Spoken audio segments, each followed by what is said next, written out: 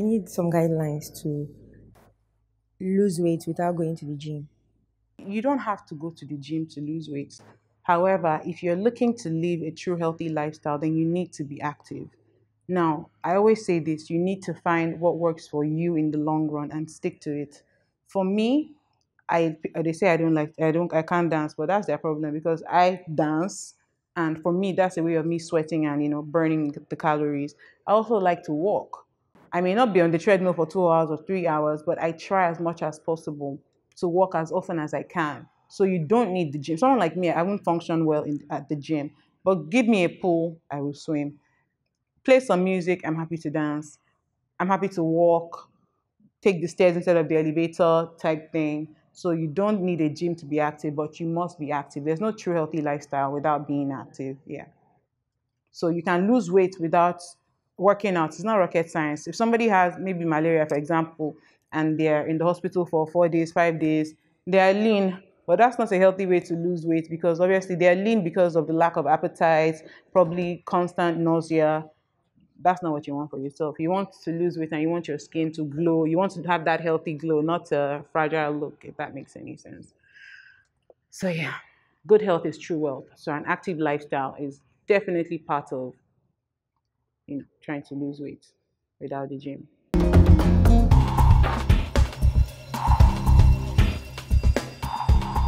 Tolulope, your question. What's the effect of fasting and skipping of meals on weight loss and metabolism? Okay, so there are two angles to this. There's starving, one, and then there's fasting. Um, Now, starving will slow down your metabolism in the long run. Starving is when you don't eat and your body does not have an idea when next it's going to get food. So, in the process of trying to survive, your body will hold on to the fats that you have. So that it will in turn slow down your metabolism. That's your body's way of saying, I don't want to die, I don't want to die. So in order to protect myself, I'm going to make sure that the fat stores that you have will not deplete at a fast speed. I'm going to be manage these fat stores. So that's why you find that a lot of people, they'll say, oh, I don't eat, but I'm not losing weight. That is why they're not losing weight. They're eating randomly. Now, fasting is a different ballgame entirely. With fasting, I'll use intermittent fasting as an example. What happens, and there's 6 different types, by the way, but the main one is the one that they call eat, stop, eat. So when it comes to fasting and intermittent fasting, you have to eat at set times during the course of the day. So your body is expecting food at a certain time of the day. So as opposed to your metabolism slowing down, which would happen from starvation, what happens with fasting is that if you're giving your body the nourishment that it needs at set times, then instead of clinging to the fats and your metabolism slowing down, you're actually able to cut down on calories in general and then lose weight at whatever pace you want to lose the weight. Breakfast to me means the time that you break your fast. Breakfast to another person means the meal that you have in the morning.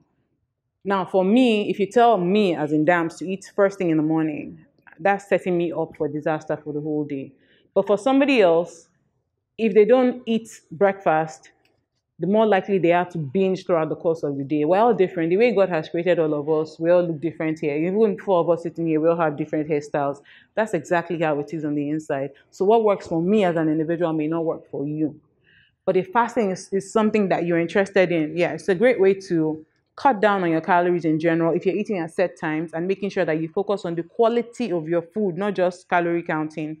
So you're making sure that you're eating whole foods and all your macro and micronutrients are taken into consideration. Your macronutrients like your carbohydrates, proteins, and fats, micro, the vitamins and minerals like I mentioned earlier on. So fasting, if fasting is your thing, by all means, please go for it, depending on the style you want to adopt. Yeah.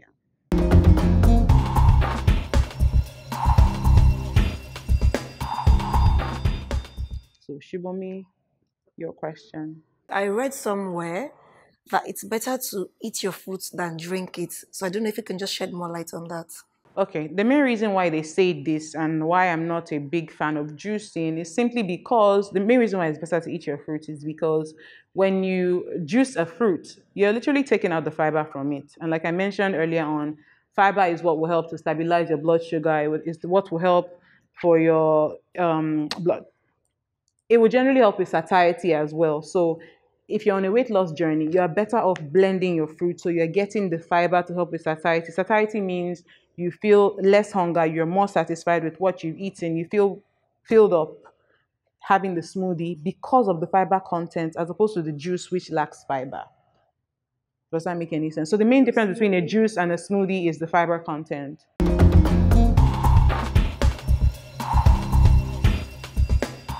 You mentioned earlier that you've lost 40 kg. Almost. Almost My 40 official kg. declaration is 35, but yeah, almost Okay, 40. okay. Can you please run us through the process you followed to lose that amount of weight and how you've managed to maintain it over the past 4 years? The main process would be, I call it the 80-20 rule. I don't believe in totally cutting out or eliminating anything from my diet. And because of this, I'm able to stay sane. So you hear what happens to most people, and like you mentioned earlier on, the main reason why you're here is because you find out you lose weight and then you gain it back almost immediately. Obviously, what happens for a lot of people is that they cut out major food groups. For some people, they can decide, I'm not eating carbs again. I'm not eating this again. I'm not eating that again. And in the process of doing that, because you know how Nigerians say they are gingered initially to lose the weight. So everything is all well and good for the first few days or first couple of weeks, and then the bad habit kicks in. So what I advise is the 80-20 rule. 80% of the time I'm on my A game, I'm eating as healthy as I can, and 20% of the time I allow myself to have the treats. So if it's a cheesecake, if it's a small chops, if it's a puff puff, I'm not a, I will never touch that again. But what you also find out with time is that the more you practice this, the more it's possible. You may not even realize it, but you just start. It will just become like a habit, and all of a sudden you find out that the cravings for these bad things are not as high as they used to be before. So before, there's no way. Like I mentioned in the earlier class, I used to do like 4 or 5 bottles of soda a day. I don't want to call any brand, but I was addicted to one in particular. And in fact, if I'm starving and the food is ready, but the drink is not there, I will not touch the food until the cold drink is there. That's how bad it was. So if I can do that, and like I mentioned, I cut down slowly on these things. So that's when I found swaps for them. Some were healthier replacements, some were not really healthy. In the beginning, when I had to totally cut off the full fat soda, full sugar soda, I went on diet drinks, which are not healthy. Even those big soda companies, they're catching on the trend, on the fit farm trend, and they're swapping from using aspartame or all those other dangerous artificial sweeteners to using stuff like stevia. I was shocked when I traveled like 2 months ago and I saw like one of the biggest brands, and they wrote it had their regular bottle, but they now had like a green whatever on it, and it said sweetened with stevia, and I was like, okay, still not healthy because the bulk of what is in there is bad, but at least they use stevia, sha. So it's the lesser evil, to cut the long story short. Yeah.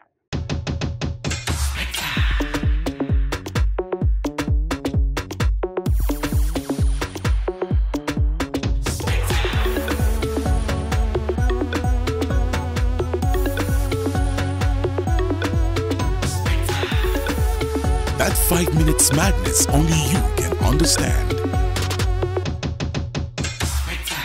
Visit myspector.com to get your Spectre experience. Spectre, loans in 5 minutes.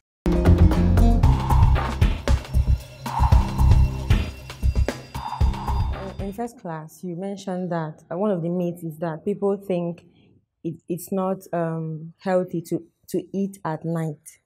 So I want to know, since it's also healthy to eat at night, is it okay for one to maybe take probiotic yogurt at 11 p.m. at night, maybe as a late snack? Say you're still awake working and you just want to snack on something. Okay, so I mentioned earlier on that if it's weight loss, weight gain, weight management, it's the totality of everything that you eat during the course of the day that counts. So if you're eating less calories than your body needs, you are going to lose weight.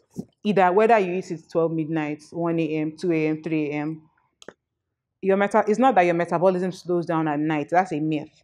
But the truth of the matter is, at night you're not active. Like you mentioned, you may be on the computer, you're working, you're sitting down, as opposed to during the day. For example, when I'm done from this on a normal day, I'll walk out, go to my kids' school. The field is so wide, I will have to walk around the field. So that way, it may be small amounts of calories, but I'm still using energy as opposed to just sitting down at night.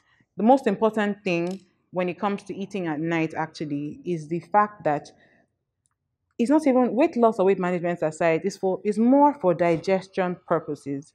So it's not advisable that you eat and you sleep immediately. What happens over time is that you may end up with GERD. GERD is gastroesophageal reflux disorder. And this happens when the stomach acids swim up from your gut into your chest.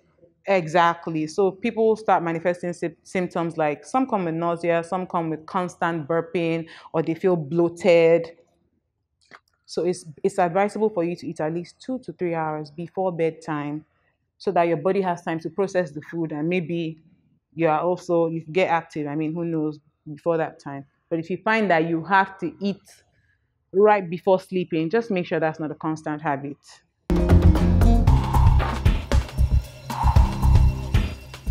I need more enlightenment on the and rule, What? like the palm rule or something about food. Okay. I don't know if you believe in it. I don't, but we can talk about that. I believe in portion control, and this is a mistake a lot of people make. When something becomes very rigid or very restrictive, for me, I mean, for some, and that's why you have to know what works for you. Someone like me, if I had to go on a diet plan based on a food scale, every time I have to eat, I'm measuring my food. Like I mentioned earlier on, I don't believe in creating restrictions in the mind. But however, what works for me may not work for somebody else. And what works for somebody else may not work for me. I do believe strongly in portion control though. But now with portion control, you can't say there's nothing like a set portion of what to eat. However, measuring cups are quite easy to use. But even with measuring cups, now because we're trying to do portion control for me, I'm not trying to lose any weight. In fact, I've even lost another kg over the past 1 week. So portion control for me will be different from portion control for maybe you are saying you want to lose some weight. I don't want to lose weight. I just want to maintain my weight.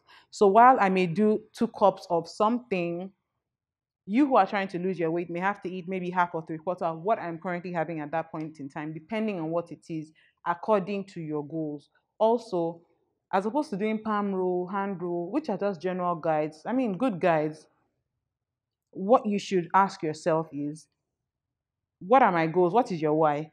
How much weight am I trying to lose? Set a realistic target for yourself. You are not going to lose 40 kg in 4 weeks or 8 weeks or 12 weeks. So portion control is very important.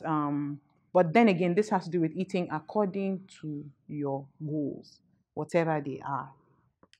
So even with weight loss, your goal may be, okay, you want to lose 1 kg per week. Another person's goal is that they must lose 3 kg this week. Another person's goal is that they must lose 5 kg this week. And the bigger you are, obviously, the more numbers that will fall off. It will come to a certain state. And that's why I was asking you if you wanted to lose weight. Now, we're pretty much about this. In fact, you're probably even smaller than I am. For people like us, if we decide, you are, trust me. If you decide you want to lose weight, or if I decide I want to lose weight, now somebody who is bigger than us, both of us, will lose weight at a faster rate compared to us. Because for us, our body doesn't have that amount of fat anymore. So it's more difficult for you who is a size 10 to lose 5 kg as opposed to somebody who is a size 20 or 16 or 14 trying to lose 5 kilos. For us, trying to lose 5 kilos, we may spend the next 6 to 7 weeks trying to do so because we don't have, the fat is not really present. But for somebody else who's bigger than us, there's the fat there. So they may, in the first week, it's very possible that they may lose like 2 or 3 kilos.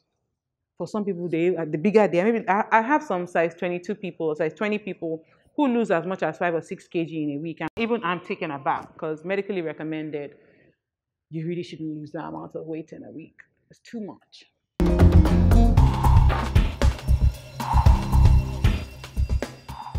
Okay, so if you've been trying to lose weight and all of a sudden you notice that the weight is not coming off anymore, despite the fact that you're still counting your calories and you're still exercising. So at that point, what exactly do you do? Okay, I love that question actually. And this is why I always tell people who have more than a dress size or two to stick with me for a minimum of 8 to 12 weeks. Now, this is what happens is for a lot of people, it's called hitting a weight loss plateau. Now, when you hit a weight loss plateau, you're doing the same thing, but your body is just not responding to it. Your body is like, there's nothing new, auntie, so I'm not moving. The fact is like, I'm not moving, I'm not moving. So, aside, when you hit a weight loss plateau, you need to first of all consider a whole lot of things. Every 4 to 5 weeks, it's recommended that you change your fitness routine.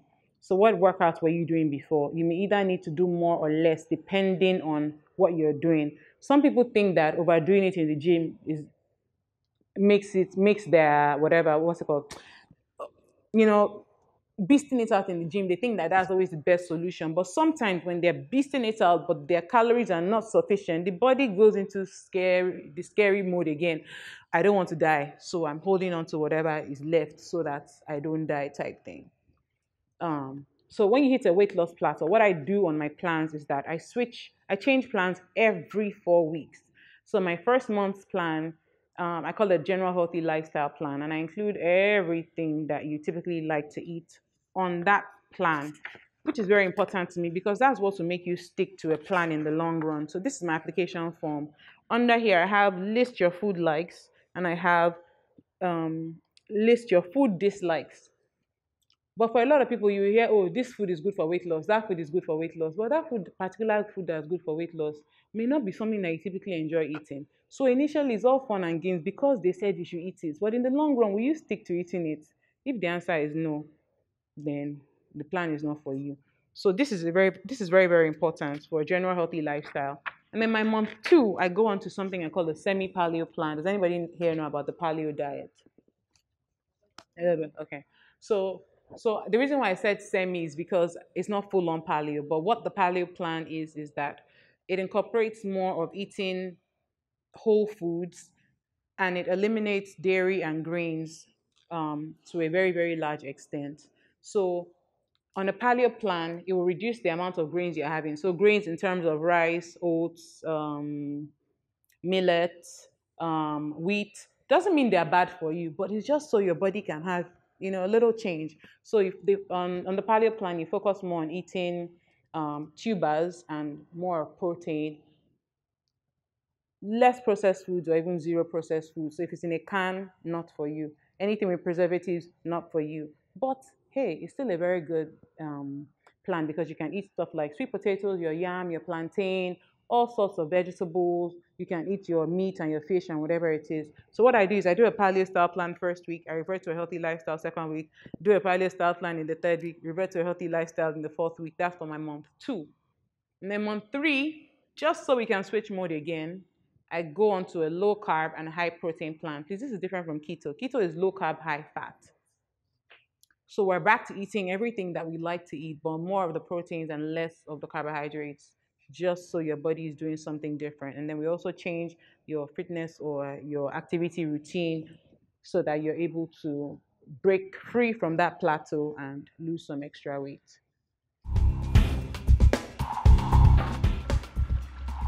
So healthify your meals most importantly, as opposed to cutting out major food groups.